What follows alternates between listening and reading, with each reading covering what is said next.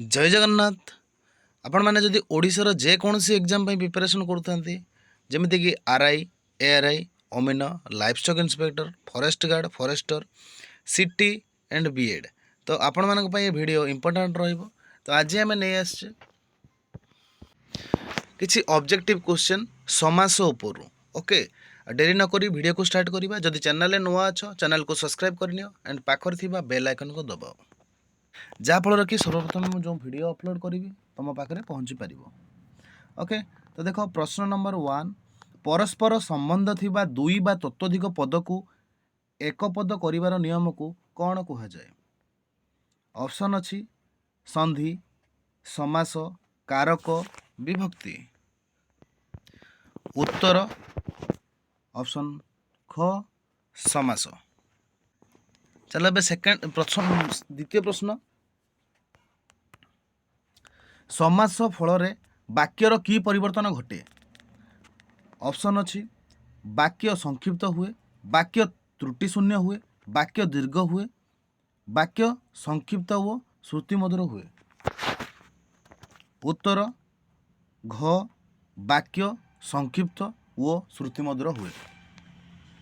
परवर्ती प्रश्न समास रे पद गुड़िक मिलित हेबा परे जो पद सृष्टि हुए ताहाकू कौन कहती। ऑप्शन अच्छी समस्त पद समस्यमान पद विग्रह वाक्य समास वाक्य। उत्तर क समस्त पद। जो पद गुड़िकर मिश्रण रे समस्त पद गठित हुए ताकू कौन कहती। ऑप्शन समस्त पद पूर्व पद परपद समस्यमान पद। उत्तर घ समस्यमान पद। तो एबे देख 5 नंबर प्रश्न समास अंतर्गत पद मानकर परस्पर संबंध जानिबा पई जो वाक्य गढ़ा जाए ताहाकू कौन कहती। ऑप्शन अच्छी विग्रह वाक्य विग्रह पद समस्त पद समास वाक्य। उत्तर ऑप्शन क विग्रह वाक्य। प्रश्न नंबर 17 राम ओ श्याम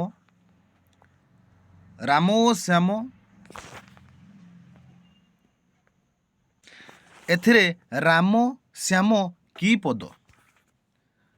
ऑप्शन अच्छी पूर्व पद परपद उभय पद समस्त पद। उत्तर घ समस्त पद। प्रश्न नंबर 7 द्वितीय ठारू सप्तमी पर्यंत विभक्ति युक्त विशेष्य पद सहित विशेष्य किंबा विशेषण पदर समास हेले ताहाकू की समास कहती। ऑप्शन द्वंद्व तत्पुरुष कर्मधारय अव्ययी भाव।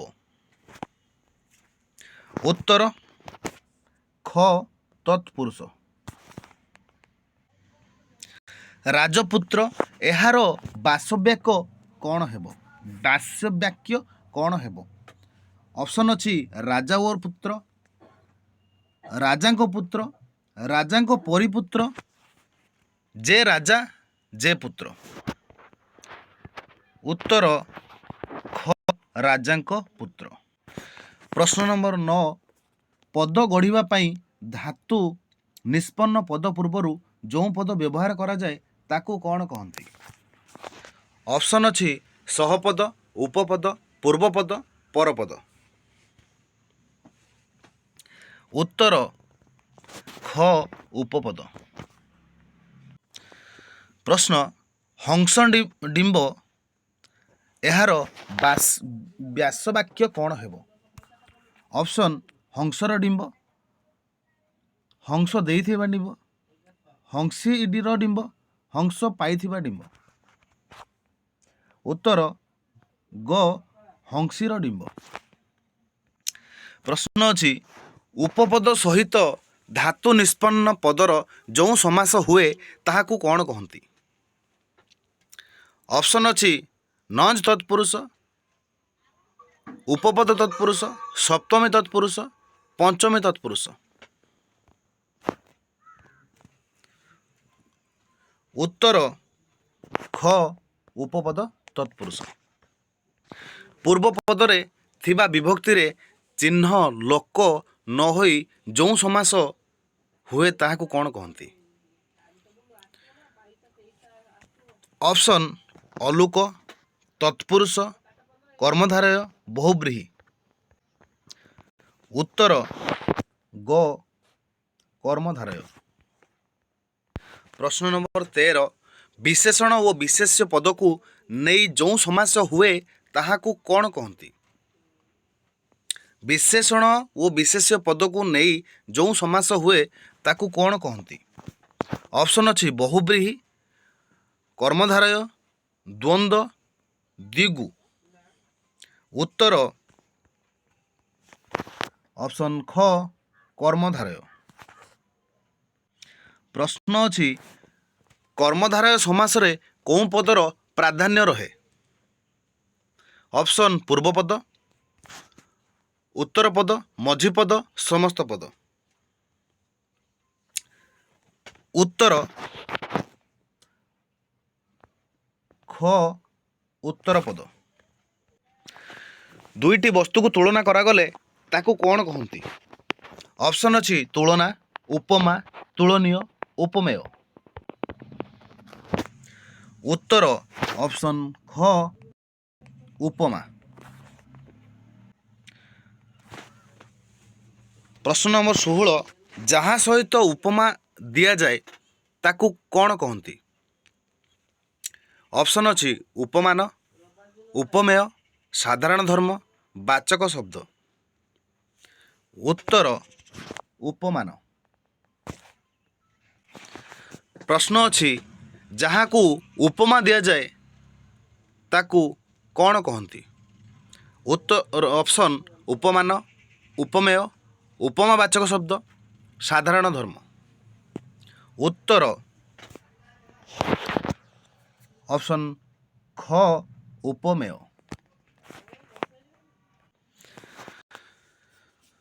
प्रश्न उपमेय और उपमान मध्यरे थिबा समान गुणधर्म को कौन कहती? ऑप्शन साधारण धर्म, उपमेय, उपमान कौटी नुहे। उत्तर ऑप्शन क साधारण धर्म। तो 19 नंबर प्रश्न उपमान सहित साधारण धर्मवाचक शब्दर समान समास हेले ताकू कौन कहती? ऑप्शन अच्छी उपमित कर्मधारय, उपमान कर्मधारय, रूपक कर्मधारय कौटी ठीक नुहे।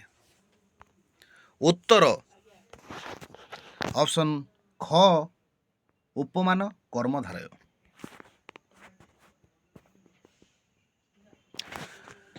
उपमेय पूर्वपद वो उपमान पदपदर समास हेले ताकू कौन कहती?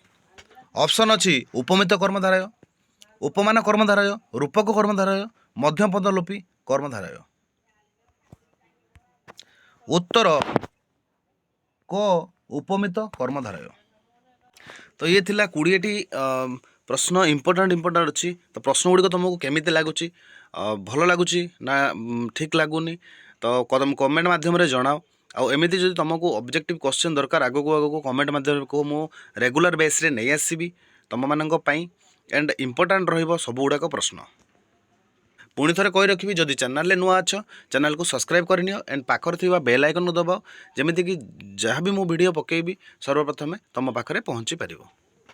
तो ये देख प्रश्न नंबर 21 जो कर्मधारय समास रे समस्त पदरे थिबा पद मध्य पदटी लोप पाए ताकू कौन कहती? आउ थे प्रश्न कहूँ जो कर्मधारय समास रे समस्त पदरे थिबा मध्य पदटी लोप पाए ताकू कौन कहती? ऑप्शन अच्छी रूपक कर्मधारय, मध्यपदलोपी कर्मधारय, उपमित कर्मधारय, उपमान कर्मधारय। उत्तर ख मध्यपद लोपी कर्मधारय। 22 नंबर प्रश्न कदाकार यार व्यास वाक्यटी कौन हेबो? ऑप्शन अच्छी କଦା ଅଟେ ଆକାର, କତ୍ ଅଟେ ଆକାର, କୁତ୍ସିତ ଅଟେ ଆକାର, କଦା ଥିବା ଆକାର। ଉତ୍ତର ଗ କୁତ୍ସିତ ଅଟେ ଆକାର। କାଠପୋଲ ବ୍ୟାସ ବାକ୍ୟଟି କ'ଣ ହେବ? ପ୍ରଶ୍ନ ଅଛି କାଠ ଓ ପୋଲ, କାଠ ତିଆରି ପୋଲ, କାଠର ପୋଲ, କାଠ ପାଇଁ ପୋଲ। ଉତ୍ତର ଖ କାଠ ତିଆରି ପୋଲ।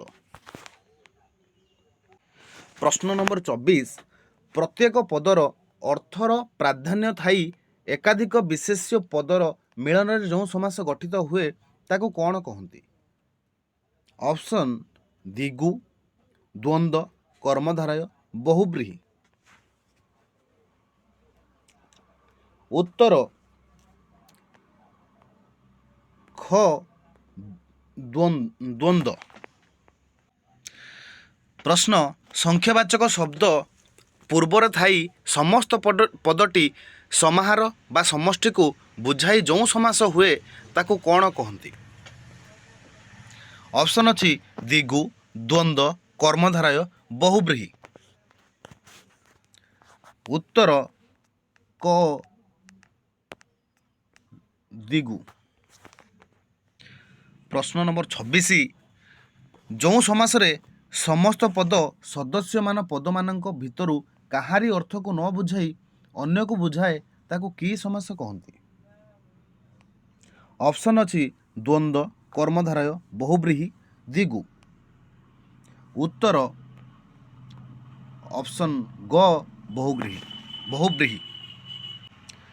27 ନମ୍ବର ପ୍ରଶ୍ନ, ଅବ୍ୟୟ ପଦ ପୂର୍ବପଦ ରୂପେ ରହି ଅନ୍ୟ ପଦ ସହିତ ସମାସ ହେଲେ ଓ ଅବ୍ୟୟ ପଦର ପ୍ରାଧାନ୍ୟ ଥିଲେ ଯେଉଁ ସମାନ ହୁଏ ତାକୁ କ'ଣ କହନ୍ତି?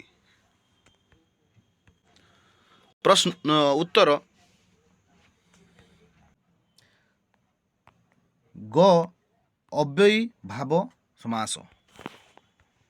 ପ୍ରଶ୍ନ ଅଛି ସମାସ ବାକ୍ୟ ନଥାଇ ସମାସ ହେଲେ ତାକୁ କି ସମାସ କହନ୍ତି? ଅପସନ୍ ନଞ୍ଚ ତତ୍ପୁରୁଷ, ନିତ୍ୟ, ବହୁବ୍ରୀହି, ଦ୍ୱିଗୁ।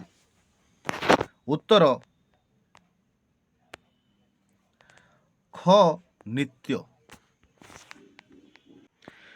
ନିମ୍ନଲିଖିତ ପଦ ଭିତରୁ କେଉଁଟି ଭିନ୍ନ? ଅପସନ୍ ଅଛି ଉପବନ, ପ୍ରତିମୂର୍ତ୍ତି, ବିପକ୍ଷ, କୃଷ୍ଣ ସର୍ପ। ଉତ୍ତର ଘ କୃଷ୍ଣ ସର୍ପ। 30 ନମ୍ବର ପ୍ରଶ୍ନ, ନିମ୍ନଲିଖିତ ପଦମାନଙ୍କ ଭିତରୁ କେଉଁଟି ଭିନ୍ନ? ଅପସନ୍ ଅଛି ଅଗଙ୍କା ଗୋଦାବରୀ, ଫୁଲ ଫଳ, ଦ୍ୟାବ୍ୟା ପୃଥିବୀ, ପରସ୍ପର। ଉତ୍ତର ଅଗଙ୍ଗା ଗୋଦାବରୀ। ତ ପିଲାମାନେ ଇଏ ଥିଲା ତୁମର ଇମ୍ପୋର୍ଟାଣ୍ଟ 30ଟି ପ୍ରଶ୍ନ ସମାସ ଉପରୁ।